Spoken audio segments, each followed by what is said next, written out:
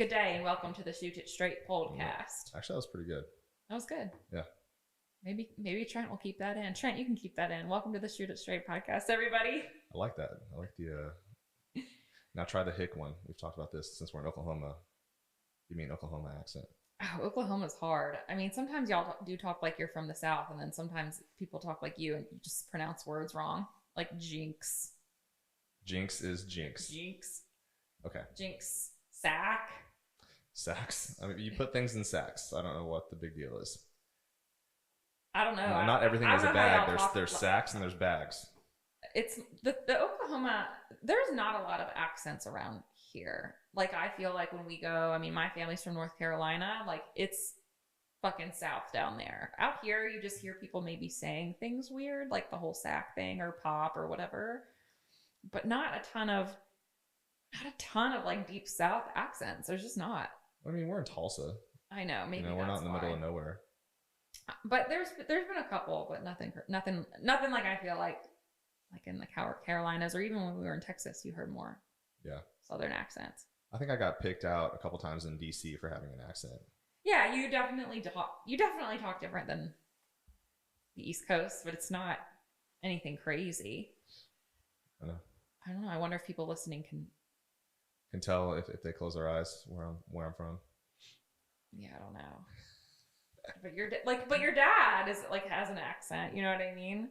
He does. When I grew up I've had to change some of the things I say, and like now I go back and I listen to how he talks, and he says some of the things that people in DC picked on me for. So I like worked on changing them. Really, in that short amount of time, in 3 years in DC, I changed them. I probably let them slip out. What was it? My boss at Washington Sports Club, she made fun of me forever because I'd be like, "Oh, I'm gonna go talk to him." Yeah, that's the one. She's like, "Who's Eam?" Yeah, she's like, "Who is Eam? You're gonna go talk to?" I'm cracking up. And she would just sit there and laugh, and like, I'm like, okay. And then 10, I guess I said 10. Yeah, like 10. The way the E, you do not pronounce E correctly in most words. Honestly, that's funny. Your name starts. You have 2 E's. I mean, I do, but well, not. Yeah, are we Wescotts? Like, say that. What's your last name? Wescott. So why can't you say Jenks? That is not how it's said around here. I didn't come up with that. Like, you need to go back hundreds of years or whenever Jinx started and go talk to whoever.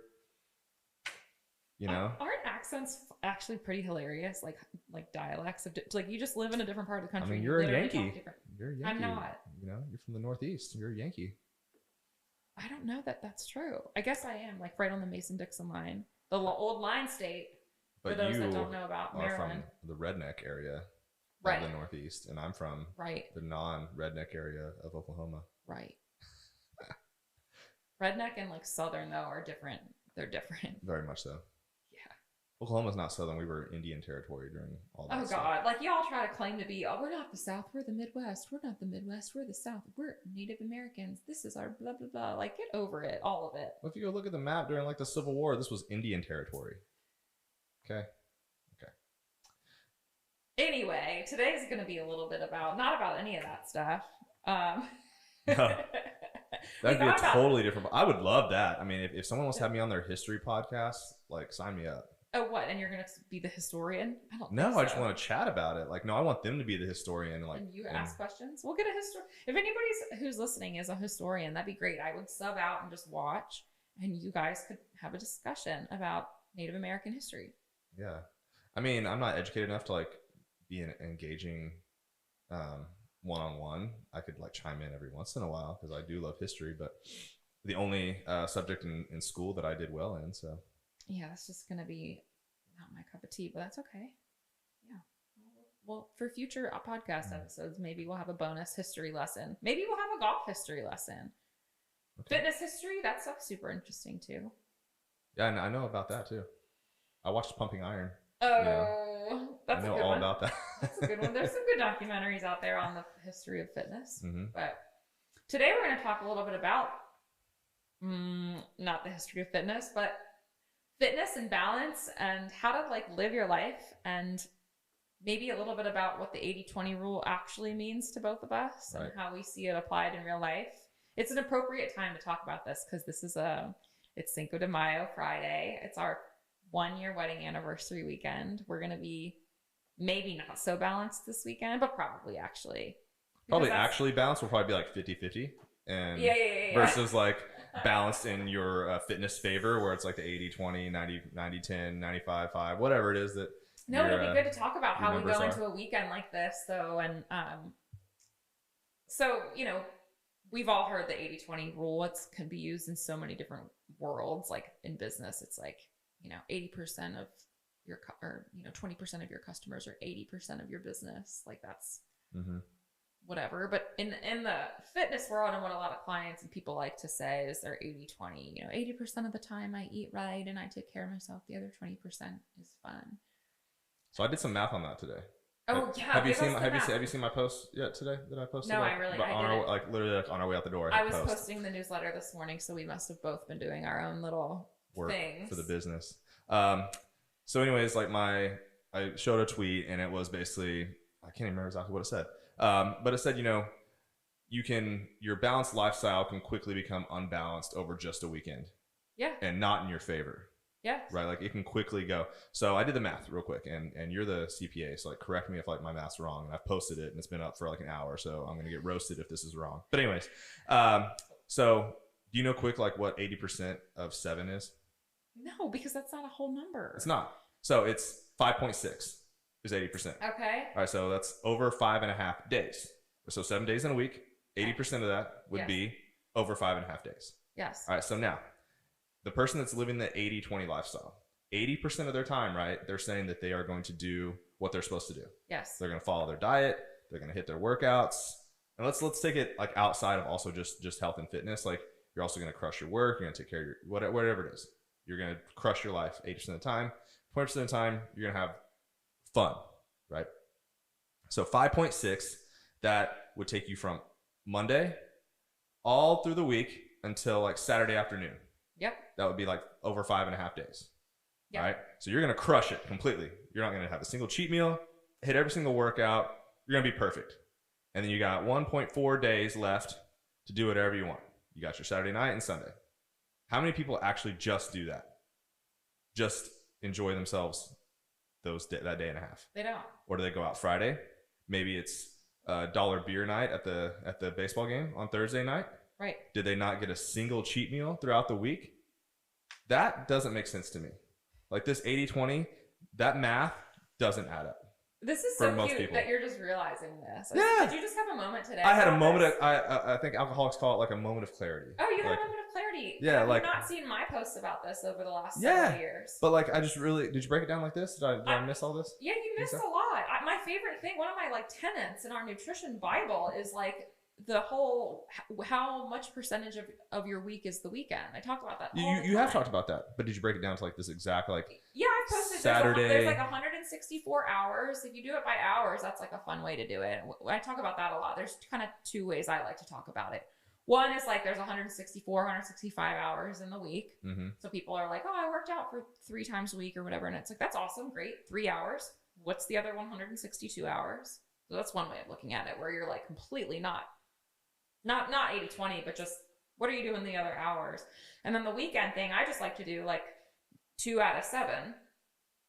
2 out of 7 is 28%. 3 out of 7, which again, that's where I tend to gravitate towards what the actual weekend is for most people. If you're including Friday, is 40. It's 40%.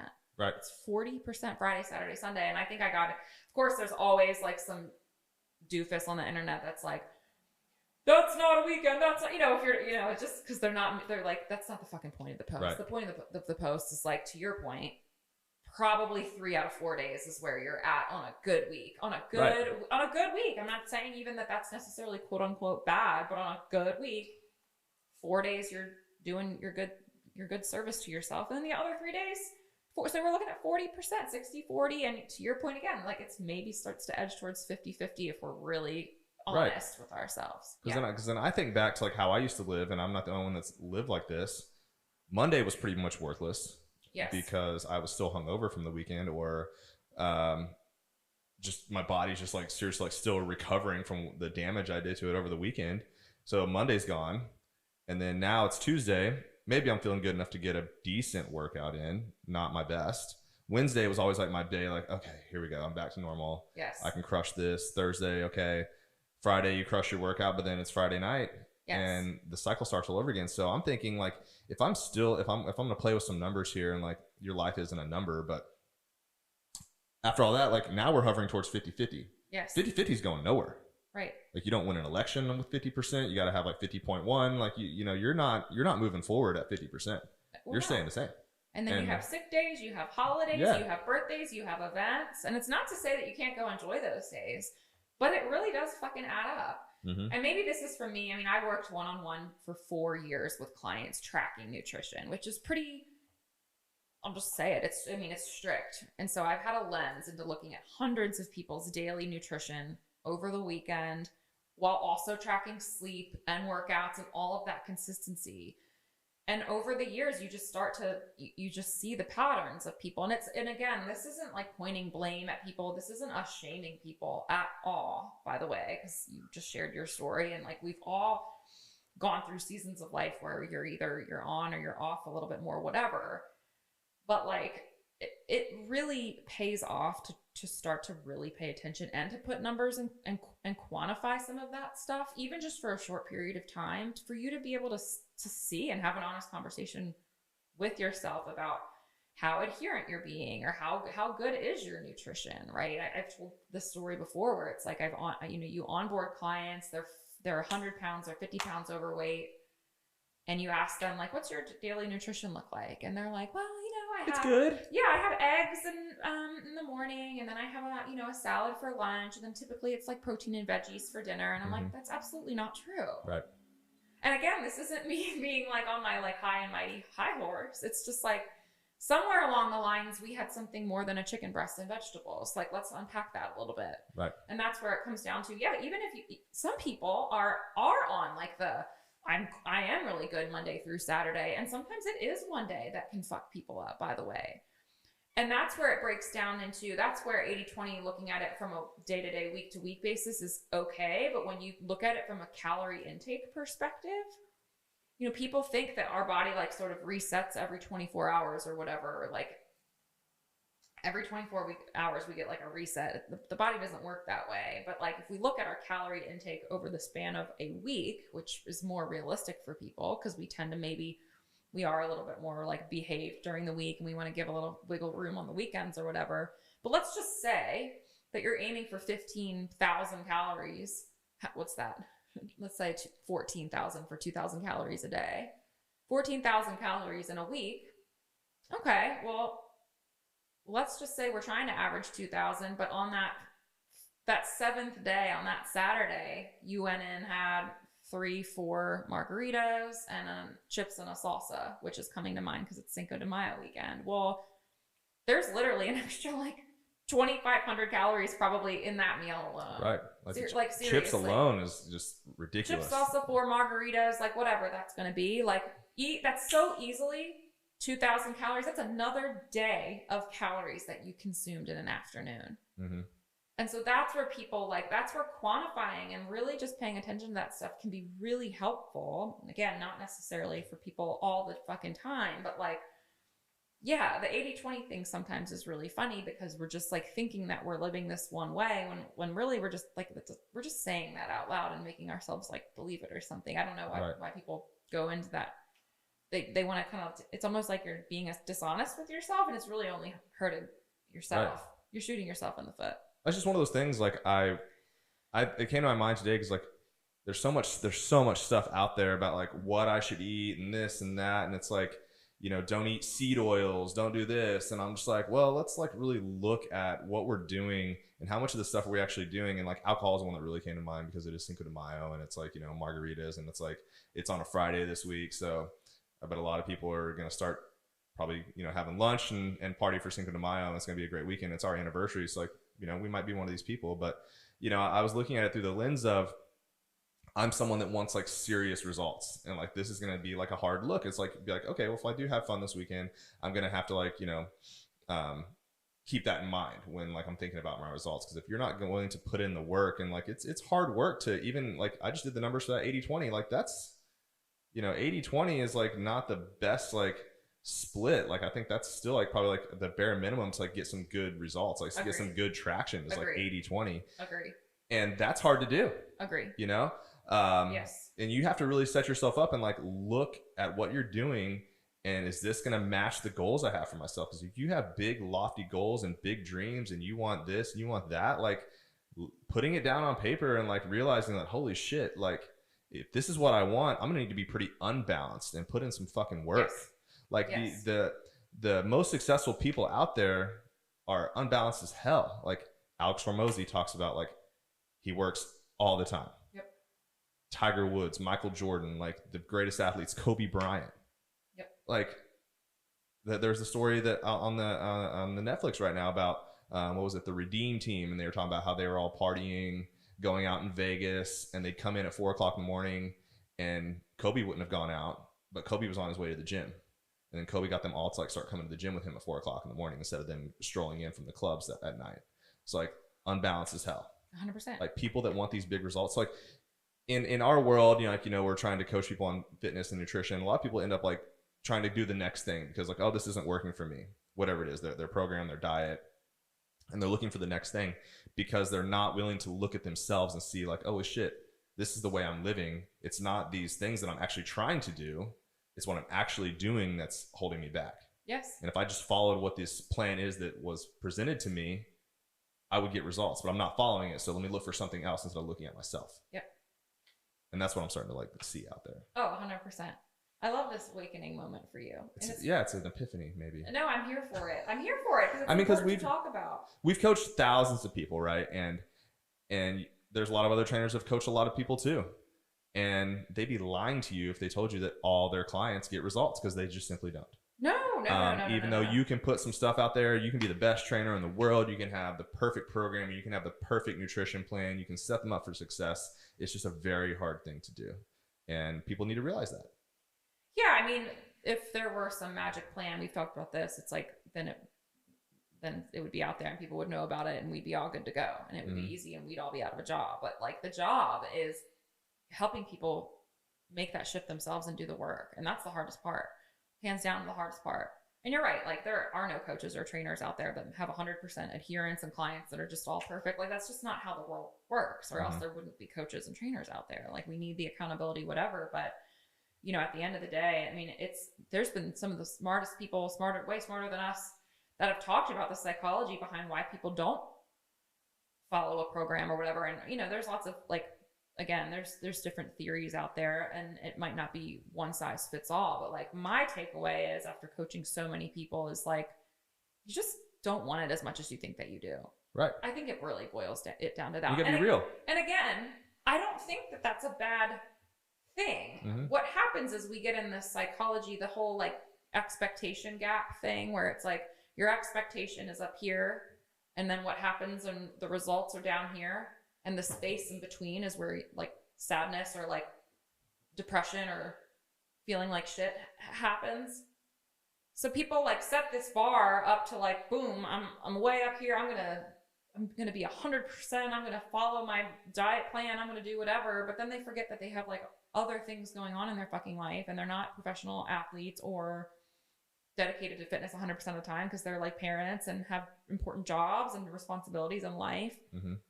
So they just set themselves up for failure, and they're just never going to meet this bar that they've set or this expectation, I should say. It's fine to, reach for the stars, but like, don't set your expectations above where it is even feasible for you, or even where you want your life to be. I think that's where it really comes down to, because it's like, you and I talked about this. I mean, I don't like feeling like shit. And we've lived our lives in different seasons where we don't even know what it feels like to feel good. But once you feel good, when you're taking care of yourself and you're eating well and your workouts are in a good spot or whatever, like, I know that that's not a normal way that people live, but I don't give a fuck. And it's maybe like an inconvenient lifestyle for some people to like set boundaries and put up walls and like eat vegetables for breakfast or whatever, like, but I don't like feeling like garbage. And so for me, it's like an easy switch to just like live the healthy lifestyle that I want to live, and maybe not in a way that a lot of people choose to live. But I also know a lot of people enjoy going out 3 times a week on the weekends, truly, and like love to like hang out with multiple groups of friends and go drinking and play beer games, and like, that's totally cool. But so for the clients that's happening weekend after weekend after weekend, and they're telling themselves, man, I fucked up, man, I fucked up, man, I fucked up. I'm like, did you, or are you just trying for a goal that's not really what you actually want? Right. Not attainable, or like not what you want. Right. You obviously are wanting to go out, and some people come up against themselves and will shift because they're finally done with their own bullshit. That happens for people that are, but there's a lot of people out there that just, that's how they want to live their life, and that's totally fucking fine. Mm-hmm. That's it. Yeah, and I think that's when I was making this post today, I was like looking at, I wrote it down on paper, like to do this little like math equation, and I encourage people to do that and be like, what is it that you're willing to do, and then match that with the goal that you have. Right. Because if your goal, and we'll just use golf because it's the field we're in, if your goal is to get out there and play on the professional tours, you've got to give up a lot. It's gonna probably be pretty lonely. Like, you're gonna have to really, really probably lose some friends. You're gonna have to quit going out, and you're gonna have to work your ass off every single day. And are you willing to do that? Some people are, and they're going to do it. But if you're someone that's just wants to play competitively and you want to still go out on the weekends, perfectly fine. Just match your goals in accordance. Yes. Because I never heard that, like that gap right there. Because that's where people do end up, like, and it is every fucking weekend. They come back on Monday like, fuck. Uh-huh. I still want this, but I did this. Like, but you've done that every weekend for years. Literally, yes. Decades. Yes. Let's make those match, and you're going to be a lot happier. Yes, totally. So if you want to be 80-20 or 70-30, and that's like you feeling really good about your life, then like fucking then go for that. Mm-hmm. That's your framework. Build out from that.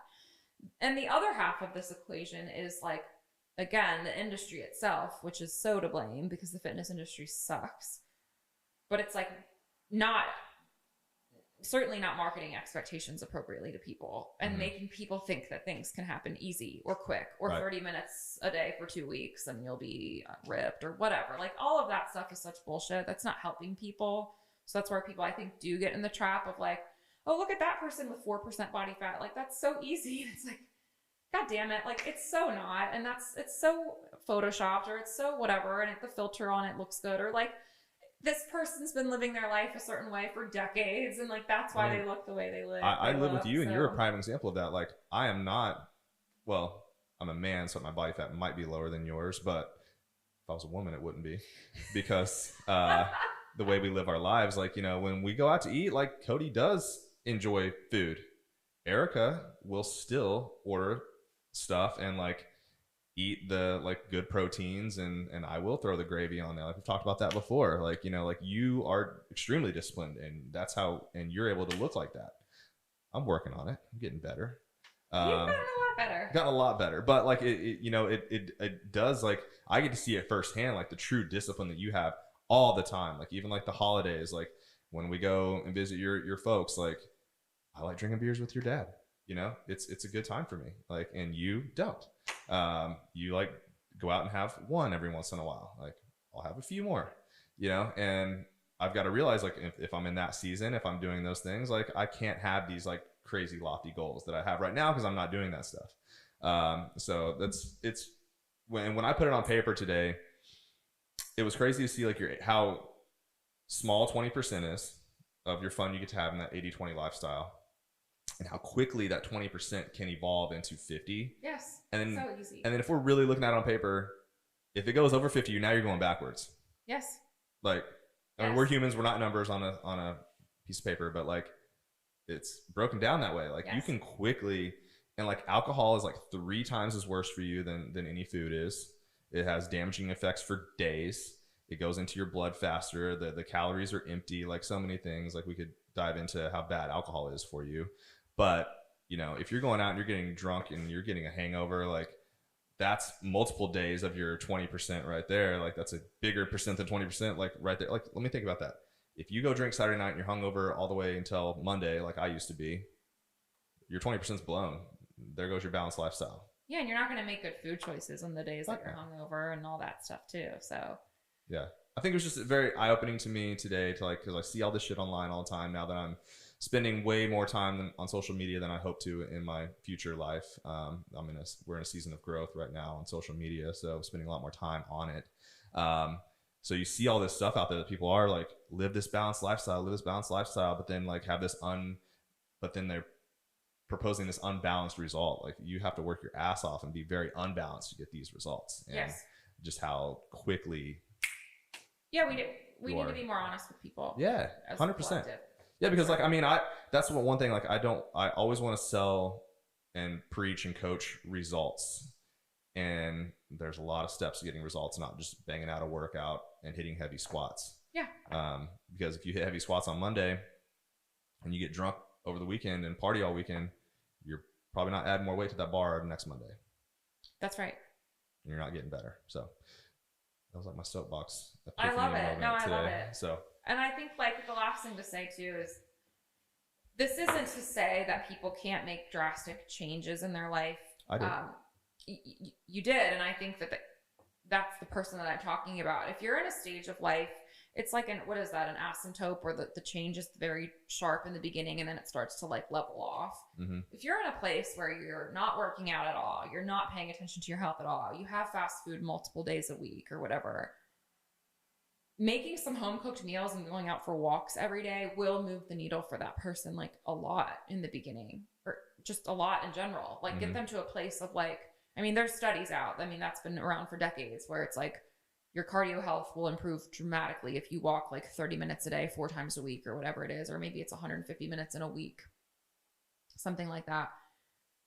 If you do that and like reduce the amount of food that you're just eating out and just cook at home a few times a week more, like that, things like that will tremendously benefit your health like so much. Reducing alcohol, obviously being another one. If you're drinking multiple times a week and you can get that down to 1 drink a week or 1 night out a week or whatever. Right.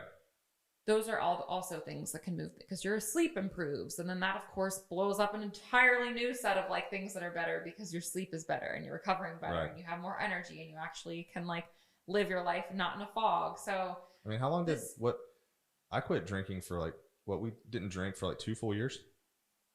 Wasn't it something like that? Yeah, it was, and we just kind of stopped. Like we were just kind of like, we went through our party phase. That was fun. And then we were like, we're done with that. Yeah, I think it was like 2 full years without drinking because I was talking to one of the other trainers on Instagram the other day about it, how he had quit drinking for a couple weeks or something like that and how much better he felt. And I was like, we did like the full like 2 years. And then now I definitely don't ever drink like I used to. I'll have a couple. Right. Most of the time when we go out, like now, like I told him, he's like, how many do you have? And I was like, I probably have like 1 a month right now. Totally. Just 1 drink a month. Cause I do like enjoy like having a beer and alcohol, but maybe it's mainly beer now. I steer away from like hard liquor, but, it's like a nice, you feel relaxed and it's like, and like makes you get that feeling. Cause then more, I just don't feel good. That's the food thing for me.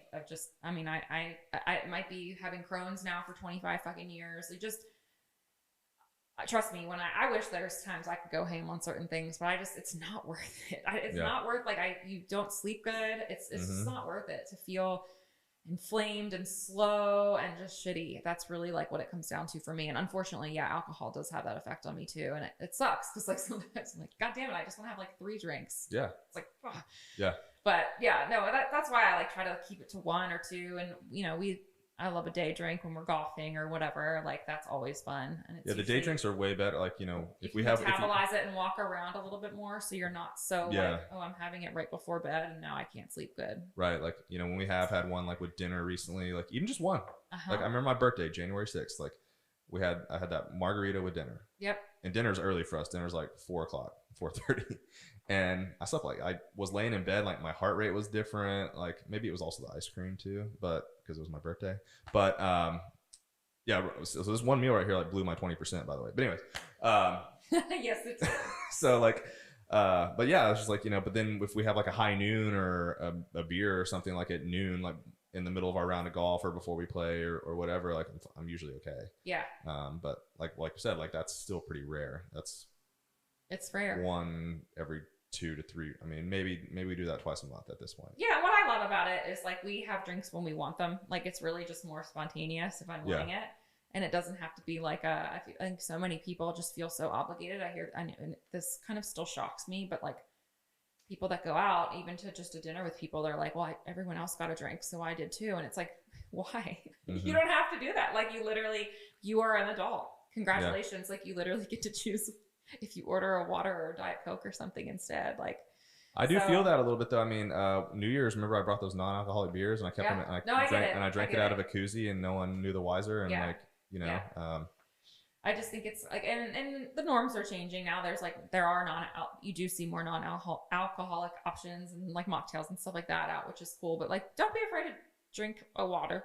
Yeah, I can't bring myself to spend like $8 or $9 on a mocktail. Right, that's fair. You know, that's just me. I'm that's like, fair. Fuck it, I'll just drink water. Like, right. No, I don't need to spend $9 on. I get that. I don't know, but the bartender Yokozuna did make us that cherry limeade that he made me a diet cherry limeade. Yeah, that I would spend a couple bucks on. I would too. We need to order that next time. I forgot. You told me to put it on the menu. That was awesome. It was. Thanks, Richard. Thank you, Richard, for treating us right and making us fun drinks. He's like, this is way better than Sonic. And I'm like, fuck you, no, it's not. And then it's like, oh, this is really fucking good. Can we order an app and get it half price and you'll bring it out to the car?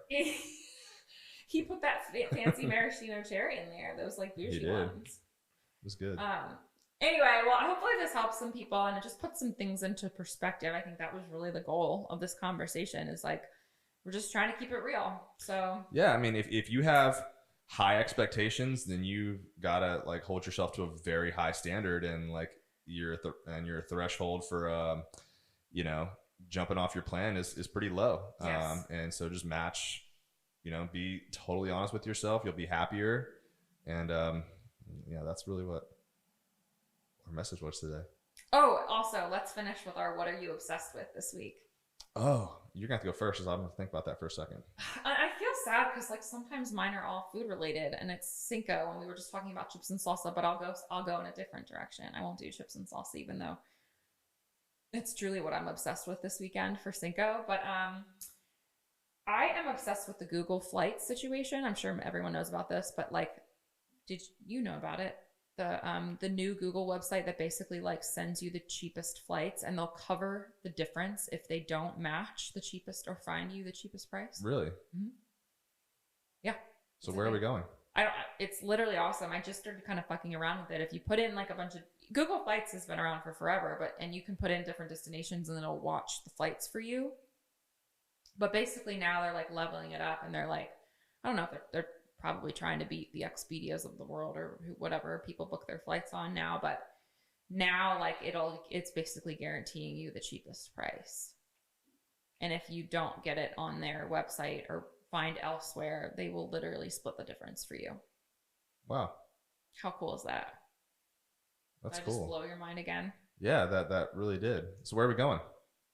I don't know. I really want to go back to Mexico. I really want to go to Tulum. I want to plan a trip down there. Oh, we're going out of the country. Tulum is out of the country, yes. Yeah, it's out of the country. Can we go there for Christmas? Why can't we stay in the country? Where do you want to go? I'm just kidding. You want to go to Hawaii? Yeah, we can go to Hawaii. Let's go to Hawaii. I've never been to Hawaii. They got good golf courses. Let's start planning our Christmas trip in Hawaii then. If somebody has a good idea of where to go. Christmas? Like the actual Christmas holiday? I want to go somewhere for Christmas that's warm. Break your mother's heart. Don't care. Sorry. My dad doesn't watch till the end, probably. It's fine. I'm definitely getting her that shirt then. What are you obsessed with? Oh, man.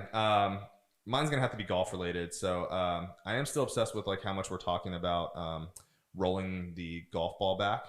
Have you heard about this? Yes. Because I have looked into this, and like, you know, being, you know, and the way I look at it is I'm for it. And I know a lot of people aren't, but you know, when you hit the ball far, like, so like, I don't know if this is for long hitters or short hitters, but I hit the ball relatively far.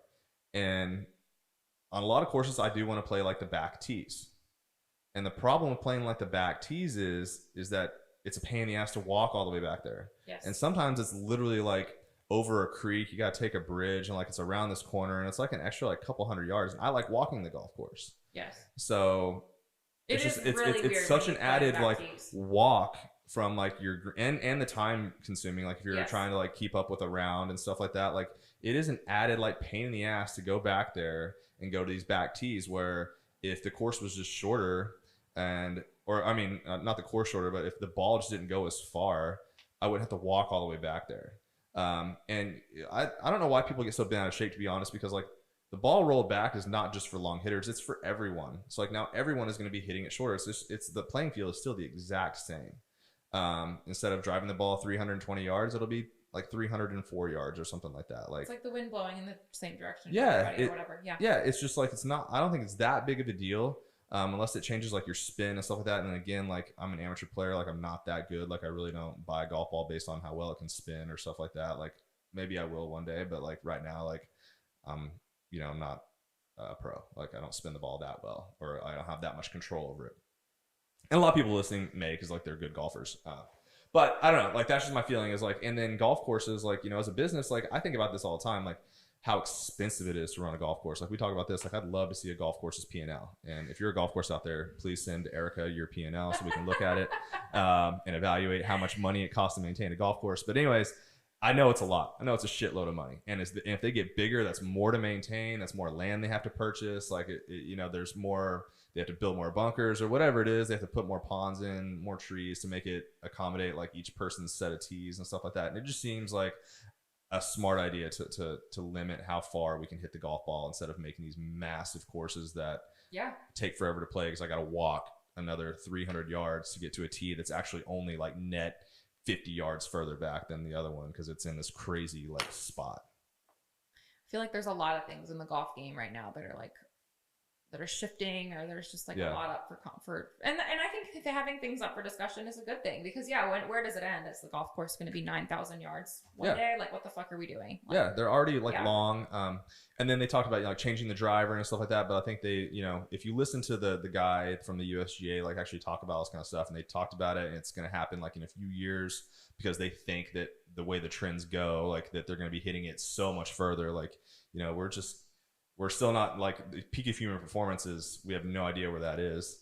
Right. These guys are going to be swinging at 130 miles an hour, on the PGA Tour one day. And like, that's going to go, 380 yards or some shit. Like they're going to be, they're building these 9,000 massive courses, and like amateurs swing faster than they used to. Like, so the ball is just an easier thing to regulate. I don't know. I'm for it because I want to, have fun. Cause like, I mean, when I'm playing, I do like try to drive greens, like, and that's my advantage, right? Like over like a shorter hitter, and like I still will keep my advantage. I'll still hit it further, but I don't know. A lot of things go into it. I know it's not very popular, but I'm for it. Thank you to those who listen to Cody's obsession for at least 10 minutes at the end of every episode. Did it go for 10 minutes? I'm sorry. No, I don't know. That was good. Well, you asked me to do these obsessions, and then I get fired up because they are obsessions. I love it. No, I'm super into this double passionate episode for you. This is going to be a good one, guys. So thank you for listening. We'll catch you next week. Bye. Thanks.